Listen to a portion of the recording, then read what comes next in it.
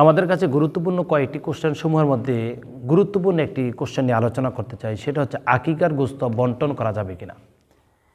এই প্রশ্নের উত্তর দেওয়ার আগে আমি একটি মেসেজ আপনাদেরকে স্মরণে রাখতে চাই, সেটা হচ্ছে কোরবানির গোশত আর আকিকার গোশত বিধান এক নয় কিন্তু। অর্থাৎ আকিকার মাধ্যমে আপনি যে পশু জবাই করলেন আর কোরবানির মাধ্যমে যে পশু আপনি জবাই করলেন সেটার বিধানটা কিন্তু একটু ভিন্নতম। আকিকার গোশত অবশ্যই আপনি বন্টন করা লাগবে না।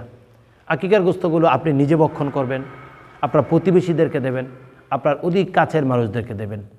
এভাবে যদি আপনি বন্টন যদি ভক্ষণ করেন তাও করা যাবে। যদি চিন্তা করেন না আকিকার গোশত আমাদের ফ্যামিলিতে 10 জন 15 জন 20 জন সদস্য রয়েছে, আবার সবাই মিলে আলহামদুলিল্লাহ রান্নাবান্না করে সেগুলো খাবো, আলহামদুলিল্লাহ, সেটাও করা যায়। যদি আপনি চিন্তা করেন একটু একটু করে সবাইকে বন্টন করি তাও করা যাবে, কিন্তু বন্টন না করলেও হবে। ওইভাবে কোরবানির মতন যেই করতেই হবে বা করাই লাগবে এরকম কোনো বিধিবিধান নেই। আকিকার গোশত বিশেষ করে হাদিসের সুন্নাহ অনুযায়ী, নবী মুহাম্মদুর রাসূলুল্লাহ সাল্লাল্লাহু আলাইহি ওয়াসাল্লাম সুন্নাহ অনুযায়ী নিজেদের মধ্যেই ভক্ষণ করাই উত্তম, এটাই সঠিক নিয়ম।